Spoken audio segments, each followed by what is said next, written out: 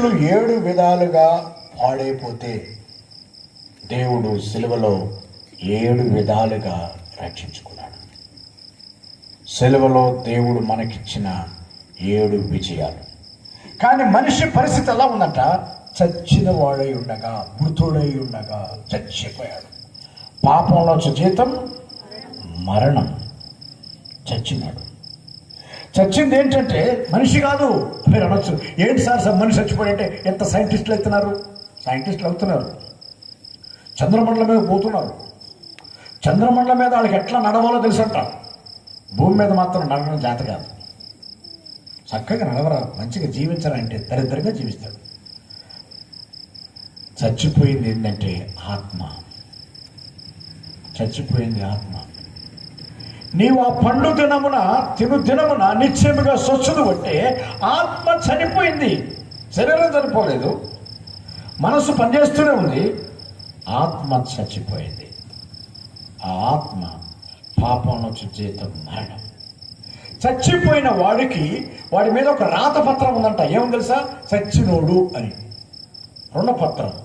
ఎంత రుణం ఉందంటే పాపం చేసి చేసి చేసి రుణం అంతా ఉంది ఆయన ముఖాన. పెద్ద చెట్టు ఉంది రుణపత్రం.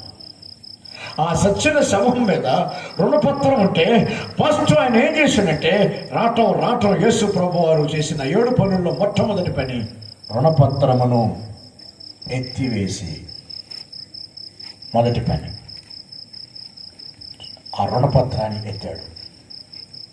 ఎత్తి ఆ రుణపత్రాన్ని ఏం చేసుకున్నాడు? రెండవది సిలువలో మేకులతో కొట్టాడు. ఆయన కొట్టుకున్నాడు తీసుకెళ్ళి.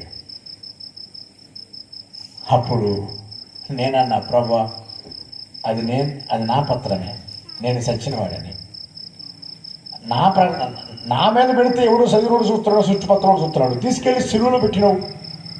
నా దరిద్రం అంతా చదువుతున్నారు. ఎందుకు రుణం చేసినానో, ఏ తప్పులు చేసినానో మొత్తం చదువుతున్నారు వాళ్ళు. జాన్పాల్ గురించి కొంతమందికే తెలుసు.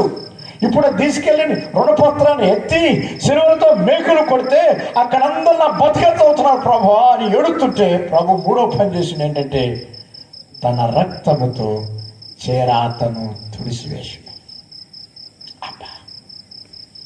ఆ రక్తంతో తుడిచివేశాడు. ఏ మనస్సాక్షి నువ్వు మర్చిపోలేకపోతున్నావో, ఎవరు నిన్ను తిడితే నువ్వు దాన్ని బాధపడుతూ ఉన్నావో, ఎంతమంది నిన్ను దూషిస్తే కుమిలిపోతున్నావో, వాటన్నిటినీ ఆయన తన రక్తంతో తుడిచివేశాడు. నాలుగవది క్షమించాడు. క్షమించటం అంటే ఏంటి తెలుసా? యేసు క్రీస్తు క్షమలో 4 ఉన్నాయి. మొదటిది ఆయన క్షమిస్తాడు. 2 మర్చిపోతాడు. 3 నీ చేతే మరిపింపజేస్తాడు. ఏ పాపం అయితే జ్ఞాపకం వచ్చి ఆత్మహత్య చేసుకోవాలని ఆత్మహత్య కోసం ప్రయత్నం చేస్తున్నావో అది మర్చిపోయేటట్టు చేస్తాడు.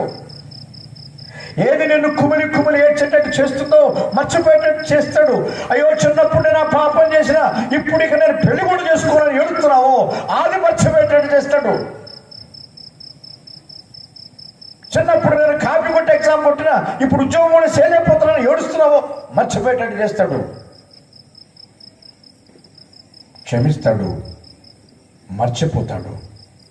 తూర్పుకు పడమరకు ఎంత దూరం ఉందో అంత దూరముగా మర్చిపోతానన్నాడు. 3 నీ చేతే మరిపింపచేస్తాడు. 4 మరలా ఆ పాపము చేయకుండా శక్తినిస్తాడు. ఈ 4 ఉన్నాయి క్రీస్తు క్షమలో. ఆ రోజు వ్యభిచారం మంది పట్టబడిన స్త్రీతో ఏమన్నాడు? అమ్మా, ఇక నీవు ఆ పాపము చెయ్యకు. అంటే అర్థం తెలుసా?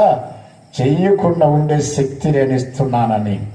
ఏ పాపమైతే చేసుకుంటూ తిరిగినావో, ఏ పాపమైతే నిన్ను దూషి అన్నదో, ఏ పాపమైతే నిన్ను చంపాలన్నదో, ఏ పాపమైతే నువ్వు సావాలనుకున్నావో, అమ్మా ఇక నువ్వు ఆ పాపం చేయకుండా శక్తినిస్తా. యేసు క్రీస్తు క్షమలో ఈ గొప్ప 4 లక్షణాలు ఉన్నాయి. ఆ 4 ముఖ్యమైనది నీవే మర్చిపోయేటట్టు చేస్తుంది, కుమిలిపోకుండా చేస్తుంది. ఏడవరు ప్రతి ఆదివారం వచ్చి స్తుతిస్తారు కానీ ప్రభు నీ పాపిని అని ఆడవరిక. అది క్షమాపణ. ఐదవదేంటి? ఐదవది ఏమని రాసింది అక్కడ? జీవింపచేయుట. నీతిమంతునిగా తీర్చుట అనేది క్షమాపణ అయితే, జీవింపచేయుట అనేది పరిశుద్ధునిగా మార్చుట. నీతిమంతునిగా తీర్చబడిన నీవు నీతిమంతునిగా మార్చబడవా? పరిశుద్ధునిగా మార్చబడవా? నువ్వు పరిశుద్ధునిగా మార్చబడాలంటే జీవింపచేసే శక్తి అది పరిశుద్ధత. ఆరవది, నీకు ఏ ఆయుధాలైతే నిన్ను నాశనం చేసినో, శరీరాశ, నేత్రాశ, జీవపడమ్మం, ఈ 3 ఆయుధాలు కలిసి నిన్ను చంపి చంపి చంపి కొట్టినాయో, ఆ ఆయుధాలన్నింటినీ ఏం చేసిండు? లాగేసుకున్నాడు సాతాను దగ్గర నుంచి. అప్పుడు నాలాంటోడు అన్నాడట, ప్రభా వాడు ఆయుధాలు అయితే లాగేసుకున్నావు ప్రభా, వాడు కనపట్టలేదు, మళ్ళీ ఆయుధాలు తయారు చేసుకున్నాడేమో అన్నాడట. అప్పుడు దేవుడు అన్నాడు, వాడిని పట్టి తెచ్చి బహాటంగా నీకు చూపించాడు, చూసుకో, వాడి దగ్గర ఏం లేవు పో. నేను ఆయుధులుగా చేశాడు, వాడిని బహాటంగా నీకు చూపించాడు. 7 రకాలుగా పాపములో పడిపోయిన మనిషికి యేసు ప్రభువు ఇచ్చే 7 విజయాలు తీసుకుంటావా? 7 విజయాలు అవి. ఆ 7 విజయాలు తీసుకుంటే నీవు గొప్ప వ్యక్తిగా జీవితాన్ని ఆరంభిస్తావు. ఆ క్రీస్తు ప్రభువు ఇచ్చే గొప్పదాన్ని. కాబట్టి మొదటిది, పాపి